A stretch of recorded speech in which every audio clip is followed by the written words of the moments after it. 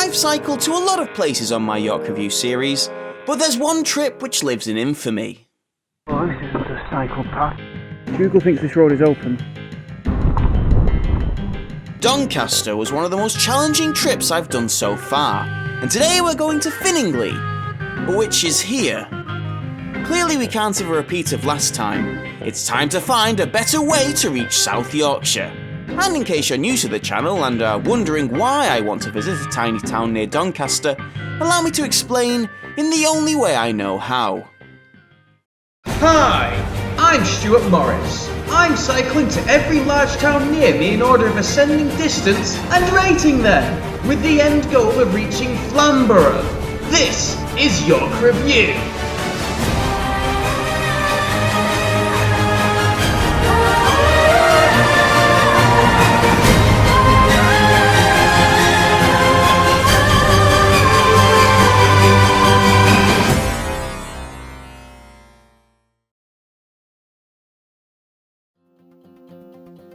In today's trip we set off southwards, which has been a rare direction for the show so far. Hello everyone and welcome to Season 4 of York Review, the final 12 episodes. It's crazy, I'm a proper York veteran by now. There are very few parts of York I haven't seen yet. Today we're going to a lovely place called Finningley, which is near Doncaster. Now, you remember from the Doncaster episode I had quite a bit of trouble cycling in that direction. So what we're doing today is we're doing a completely different route, unrecognisable. We're going through Selby, which I know I can get to, and we're just going to wing it from there. So hopefully we're not going to run into any horrible problems with this trip. The journey to Selby is simple enough. We pass a cool thing, which I think is a water tower, and then follow the A19 to a giant flour mill, which is far too big to fit in my shot. Finally, we get to the centre of Selby by passing over the River Ouse. From here we continued south following a canal towpath. It was starting to feel like I had discovered a route to Doncaster where everything was going smooth. Until it wasn't. There is no easy route to Doncaster, is there? Now what? Google Maps urged me to carry on straight ahead, but there was clearly no path here. Bloody hell, Google Maps. Just when I was starting to trust you again. Alright, fine, so I'll walk it. Ow, nettles. For all the days I'd wear shorts, I'm traipsing through a nettle field. This can't be the way. There's so many smarter ways I could have gone. Decisions. I'm turning back. This is the sensible thing to do. Get off the ridiculous route early, find the road alternative, and stick to that. And hopefully I'm going to be able to completely cut out that field by going on this slight extension which goes all the way around it. I regained my composure after being led slightly astray and continued south along the roads. Those are very cool towers, if you get what I mean. Terrible joke aside, here we can really get a sense of how industrial South Yorkshire is. After passing the power station, we head over to Snaith via a bridge over the River Aire.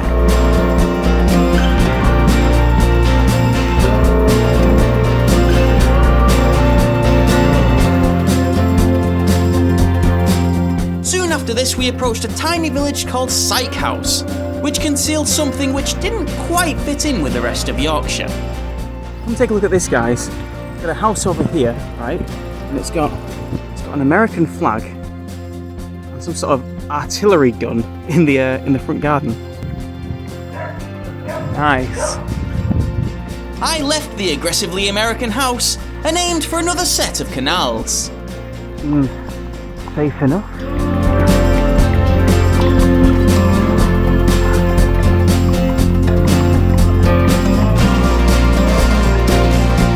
Out of all the directions I cycle in on York Review, south is probably my least favourite.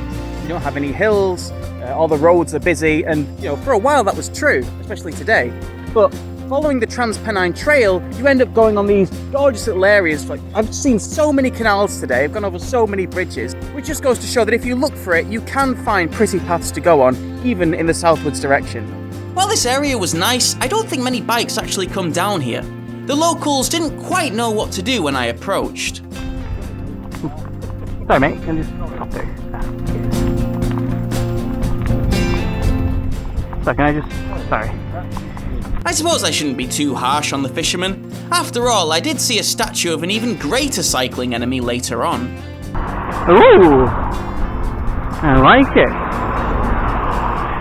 And then we had finally arrived at Finningley, with only a few minor annoyances en route. I consider this a big win.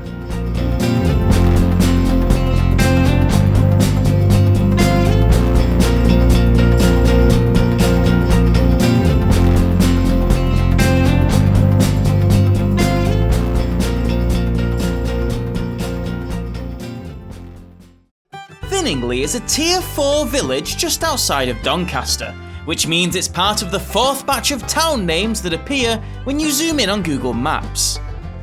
Despite this, Finningley is the only York Review town I have ever seen where even TripAdvisor can't think of anything to do.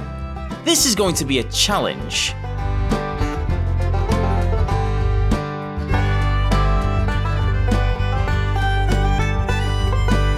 You know, the houses around Finningley are gorgeous. This is clearly a very affluent area. But at the same time, it's still a village and it's very small. There doesn't even seem to be that much of a high street around. There's just a village green with a pub dotted here, a cafe dotted there, and that's about it, which makes it a much smaller place than most of the places I've been to so far on this show.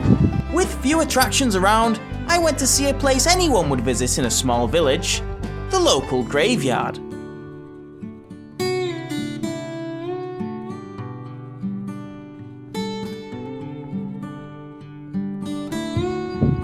F Power. What a cool name. I don't normally like recording in graveyards because I think it can come across as a bit disrespectful. But the graves I'm walking past at the moment deserve to be remembered. They are all memorial graves for people who have served in the RAF, and that's because just behind me over there was a former RAF military base. But it hasn't been an RAF training base since 1995. Nowadays, it's the Doncaster Sheffield Airport. It's right past that fence that you'll find the airport. I really wanted to capture a plane taking off, but you can't really see them from this angle. I've heard a few go past, and I sort of kind of saw a glimpse of a helicopter which might have come out on camera. Plane spotting isn't the most glamorous hobby in the world, but filming the fence that planes are behind is an even less engaging pastime. So I didn't linger for long, and to seek out some legitimate entertainment, I went to spy on some cricketers at Finningley Park.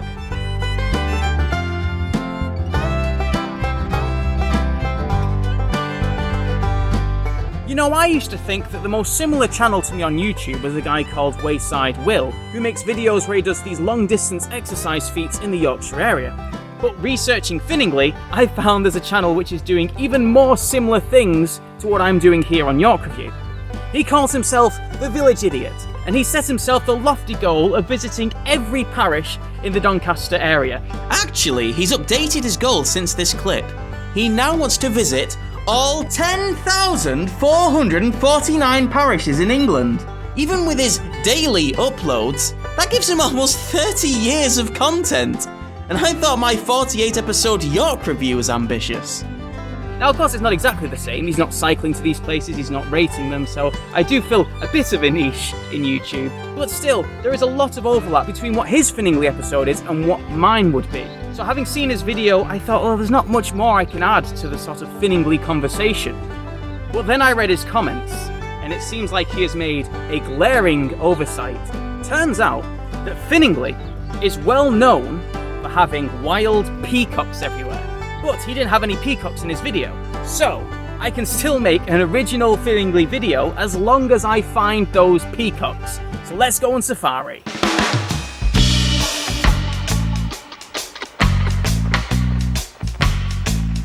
Now, when it comes to peacock spotting, I have a slight advantage over the Village Idiot because I brought my bike with me.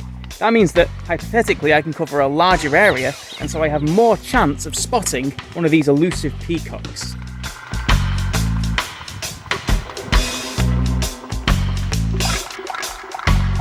I've been cycling for a while, but I don't know where these peacocks are. BBC News video had me believe that they were just wandering around the estates, but I haven't seen any yet. It's not looking good.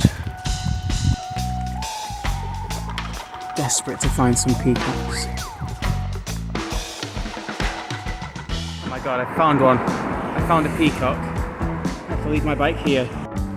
My god, they're really here. They really are just wild peacocks wandering the streets. I just don't believe it. That's peacock number 2 right there. Oh, it's crawling into a bush. It knows I'm coming. At first it seemed like the peacocks were going to be quite shy, but it didn't take them long to seek out the spotlight. Hello?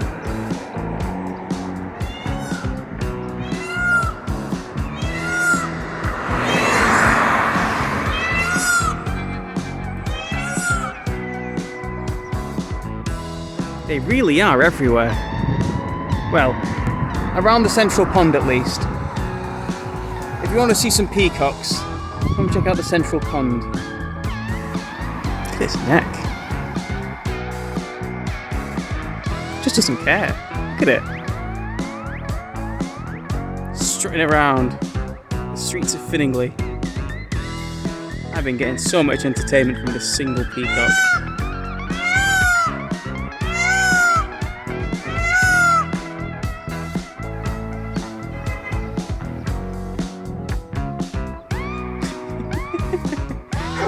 The peacocks in Finningley have quite an interesting story. According to most sources, they've been around for decades. But very recently, their population has seen a rise, which has caused some distress in some local members of the community. They complain that they scratch cars, they leave a mess everywhere, and they're just loud and noisy. And so in around October of 2019, while I was recording episode 3 of York Review, there was a petition that went round to figure out what are they going to do with the peacock population. The majority of people decided that the peacocks were a good thing for the village. Some people even said that it could inspire tourism, which might sound silly, but I'm here, and I personally would support keeping them, even though I don't have to live with having them near me. With my mission accomplished, I finally decided to address the fact I was quite hungry. So I went for food in Finningley's prettiest pub, the Harvey Arms. You know, there aren't many pubs in Finningley, but the ones that are here are really nice. This is a gorgeous place. The food here was great, and I even found a local who humoured my peacock fascination. Do you know those peacocks outside? Yeah. Where did they come from? Well, I don't really know, but I know that they always just come about, and I don't know why, but in the barn in the back, we've got like a really nice little like image of a peacock, but I don't know where they come from. I've always wondered that, to be honest. Okay. I wonder if like an escaped pet or something. No, there's like 6 of them. There's like quite a few, but they just like hide about. Oh, nice. Quite cool though. Yeah, thank you. Once you get to the point where you start secretly recording the locals, that's usually a sign it's time to leave. So I headed back to the village green. Finningley is actually a very difficult town for me to rate. First of all, it doesn't have a high street, not like the other places I've seen. I mean, there is a pub, but you're not always going to land on the fact that it's open or serving food, which adds a bit of complexity to it. So its base score would probably be a yo. But then you have this beautiful spot here, the village green. That would probably boost it up a bracket to maybe a yaw. But then you've got the peacocks. How do you rate a peacock? I've never had to consider the wildlife of a place I've visited before. So there isn't really a precedent for that sort of thing in the rating system. I genuinely don't know what I'm going to give it. I'm going to stop the video and I'm going to start again in a minute. You know, this place is like Bransburton, but just a little bit nicer. Does that mean that it deserves to be a higher bracket than Bransburton? Probably not. But does Bransburton have peacocks? No, it does not. And I think for that reason alone, I have to give Finningley a York out of Yorkshire. Just.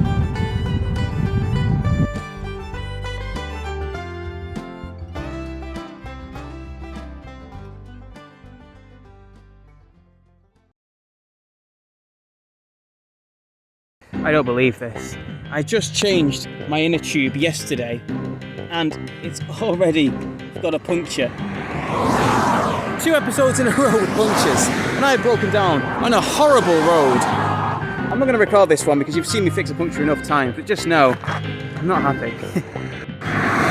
Alright, and fixed in only 16 minutes. I ain't quite good at this.